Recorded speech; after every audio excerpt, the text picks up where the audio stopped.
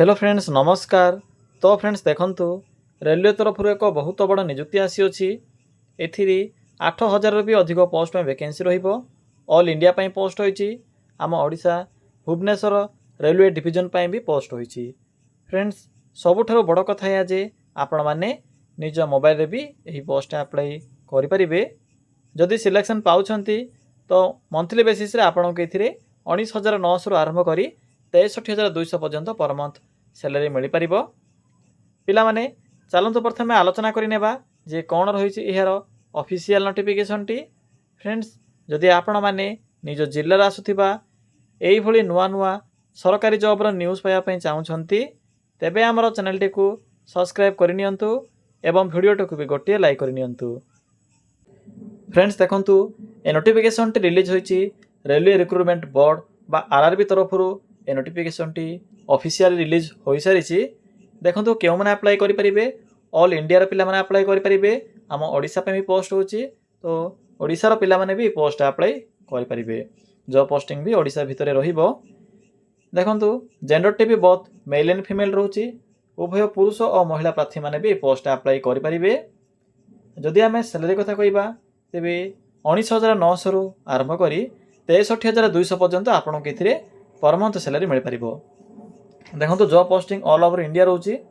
आपण को ऊपर डिपेंड करुच्ची जे आपण माने क्यों डिवीजन बा क्यों सेंटर को सिलेक्ट करुछंती। जदि आप माने ईस्ट कोस्ट रेलवे डिवीजन बा जदि भुवनेश्वर को सिलेक्ट करेंगे तो ओडिशा भितर पोस्टिंग रहिबो। ओडिशा रेलवे भुवनेश्वर ही आपनकर पोस्टिंग रहिबो। यह पर आसुची पोस्ट नेम। तो देखंतु पिला माने एथिरे जो 8,113 पाखापाखि पोस्ट होची सेथि मध्यरु क्यों प्रकार पोस्ट होची एवं क्यों पोस्ट रे केते वैकेंसी एथिरे डिवाइड होईची तार लिस्ट भी चेक करनियंतु। तो देखो ये आपंकर गुड्स मैनेजर पर पोस्ट होची केतरी पोस्ट होची ना 3,144 पोस्ट। स्टेशन मास्टर पर पोस्ट होची एथिरे आपंकर 994 गोटी पोस्ट होची। टिकेट सुपरवाइजर पर पोस्ट होची एथिरे रोची 1,736 पोस्ट। यह पर आसुची आपंकर जूनियर अकाउंट्स बा असिस्टेंट कम टाइपिस्ट पोस्ट एथिरे आपंकर 1,507 गोटी पोस्ट होची। यह पर आसुची सीनियर क्लर्क कम टाइपिस्ट एथिरे आपणकर 732 पोस्ट होची। तो सर्वमोट आपणकर 8,113 पोस्ट होची। एत गला ऑल इंडिया वैकेंसी लिस्ट। देखि नियंतु जे आम ओडिशार भुवनेश्वर रेलवे डिवीजन अंडर रे केतरी पोस्ट होची। देखंतु एथिरे गुड्स मैनेजर पई 586 पोस्ट होची। टिकेट सुपरवाइजर पई एथिरे 51 गोटी पोस्ट होची।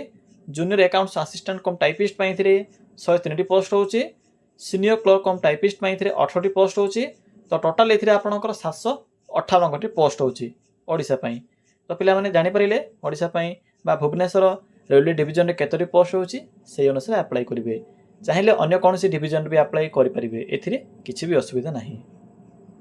फ्रेंड्स यह पर आसिला पोस्ट वाइज सैलरी डिटेल्स। तो देखि नियंतु केउ पोस्ट रे केते आपनको सर्वाधिक बा सर्वनिम्न सैलरी मिल परिबो। जदि आप माने ट्रेन्स क्लर्क रे अप्लाई करूछंती तो आपनकर क्लर्क पोस्ट रे रहउची 19,900 रु 63,200 पर्यंत पर मंथ। जदि आप माने कमर्शियल कम टिकेट क्लर्क जदि अप्लाई करूछंती तो एथिरे आपनकर रहउची 21,700 आरंभ करी 69,100 पर्यंत। जदि आप माने junior clerk cum typist apply करूछंती तो एथिरे आपनकर 19,900 आरंभ करी 63,200 पर्यंत पर मंथ सैलरी रहिबो। जदि आप माने accounts clerk cum typist apply जदि करूछंती तो एथिरे भी सेम रहउची लेवल 2 अनुसार आपन को एथिरे 19,900 रु 63,200 पर्यंत पर मंथ सैलरी मिल परिबो।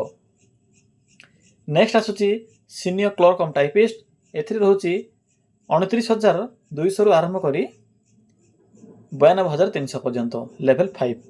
जदि आप माने junior account assistant cum typist apply करूछंती तो एथिरे भी सेम रहउची लेवल 5 अनुसार आपन को एथिरे 29,200 रु आरंभ करी 92,300 पर्यंत पर मंथ मिल परिबो। यह पर आसुची ट्रैफिक असिस्टेंट एथिरे रहउची 25,500 रु आरंभ करी 81,100 पर्यंत। जदि आप माने गुड्स गार्ड अप्लाई करूछंती तो गुड्स गार्ड पे रहउची 29,200 रु 92,300 पर्यंत। नेक्स्ट आसुची सीनियर टाइम कीपर। तो एथिरे आपनकर देखो एथिरे आपनकर सेम रहउची लेवल 5 अनुसार 29,200 रु 92,300 पर्यंत।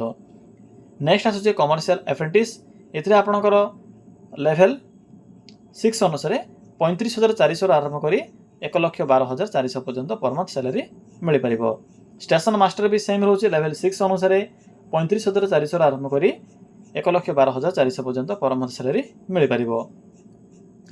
जदि आप मैंने सीनियर कमर्शियल कम कि टिकेट क्लर्क अप्लाई करुँच तो ये आपंकर सेम रोचे लेवल 5 अनुसार 29,200 आरंभ करी 92,300 पर्यंत।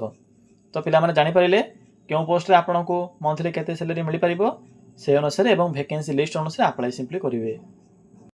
फ्रेंड्स यहाँ पर आसला एज लिमिट। तो देखी नियंतु क्यों पोस्ट रे सब पोस्ट पे तो सेम रही मिनिमम हूँ 18 वर्ष और मैक्सिमम ए 36 वर्ष बयस रोचे। जदि आपंकर ओबीसी एससी एसटी कि अदर कैटेगरी एक्स सर्विस मैंने किसी होती तेज से अनुसार सेंट्रल गवर्नमेंट नियम अनुसार आपको एज रे भी अतिरिक्त सुविधा मिल पार। एज गला नेक्स्ट आसूँ इंपोर्टाट डॉक्यूमेंट। फ्रेंड्स यह एक ऑनलाइन एप्लिकेशन प्रोसेस तेणु अप्लाई कला समय किसी इंपोर्टाट डॉक्यूमेंट आवश्यक पड़ो। तो थे चेक करेंगे जे कौन कौन सब डॉक्यूमेंट आवश्यक पड़ुछि। जदि नथिबो तो थे चेक करी पुनर्बार जो डॉक्यूमेंट गुड़ी प्रस्तुत करदे। तो देखो प्रथमत रही आपंकर ऑल क्वालिफिकेशन सर्टिफिकेट और तार मार्कशीट एथिरे आपंकर मैट्रिक रु आरंभ करी +3 पर्यंत आवश्यक पड़ो। फोटो रेजिडेंट सर्टिफिकेट आवश्यक पड़ो जेहेतु आपंकर डोमिसाइल सर्टिफिकेट मेंशन अच्छी अप्लाई कला समय ना जदि मागिब तो आप अपलोड करेंगे। यह कौन से मैंडेटरी मात्र ना मेंशन ना। देखो photo signature caste certificate ID proof Aadhaar card या सहित एक ईमेल आईडी। तो पिला माने जदि मिनिमम यही सब डॉक्यूमेंट थी तेरे पोस्ट अप्लाई करेंगे।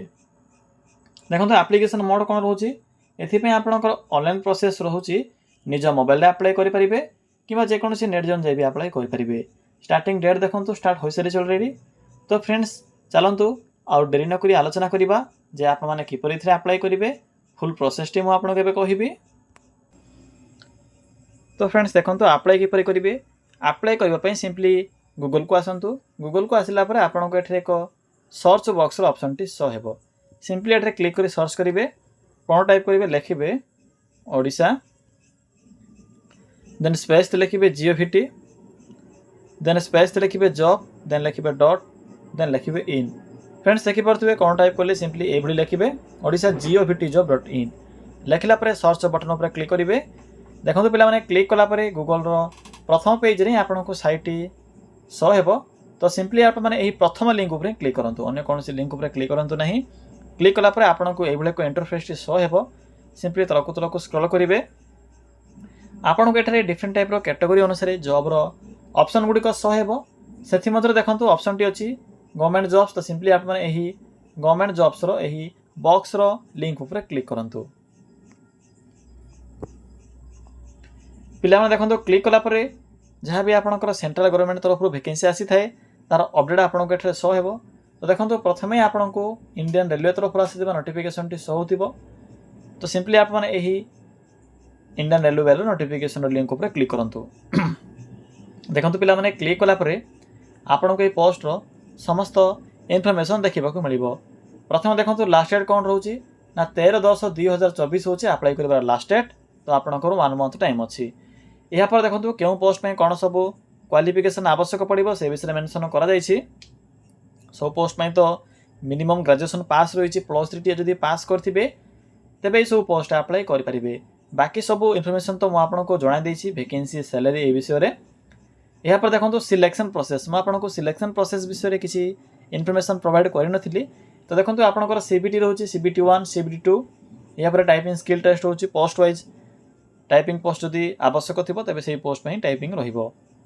यहाँ पर देखो यहाँ पर आपंकर CBAT रोचे क्यों पोस्ट में ट्रैफिक असिस्टेंट कि स्टेशन मास्टर पर। यहाँ पर डॉक्यूमेंट वेरिफिकेशन यहाँ पर आपंकर DME डिटेल मेडिकल एग्जामिनेशन रोचे। तो यही 6टी प्रोसेस रोचे इथिरे सिलेक्शन पाइबापी। यहाँ पर देखो जो सिलेबस रोचे एग्जाम पैटर्न CBT 1 CBT 2 रो विषय मेंशन कर जो मैंने भी प्रिपरेशन होगापी चाहूँगी से यही देखो PDF रे क्लियरली मेंशन कर PDF टी को सिंपली निज मोबाइल डाउनलोड करी यार जो फुल सिलेबस रही सब सिलेबस मेंशन अच्छे भल भाव चेक करेंगे। एवं देखो शेष आपको इंपोर्टाट लिंक मिल PDF लिंक अच्छे अप्लाई लिंक अच्छे। प्रथम आप मैंने PDF लिंक उपर क्लिक करी PDF टी को पढ़े सब इनफर्मेशन कलेक्ट करेंगे। जदि आपंक पाखे यही सब टर्म्स एंड कंडीशन को फिलअप करेंगे तेज अप्लाई करेंगे। तो सिंपली PDF लिंक उपर क्लिक करूँ। पिला देखो क्लिक कलापर आपण सम्मुखें रेलवे तरफ आसिथिबा एही एनटीबीसी बा नॉन टेक्निकल पॉपुलर कैटेगरीज रो ग्रेजुएट लेवल पोस्ट रो समस्त इनफॉरमेशन शो हेबो।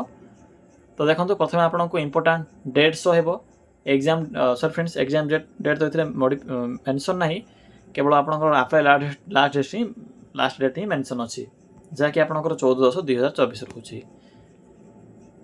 पोस्ट ने देखि परथिबे कोन कोन सब पोस्ट होछि से विषय मेंशन करा जाय छै एथिरे।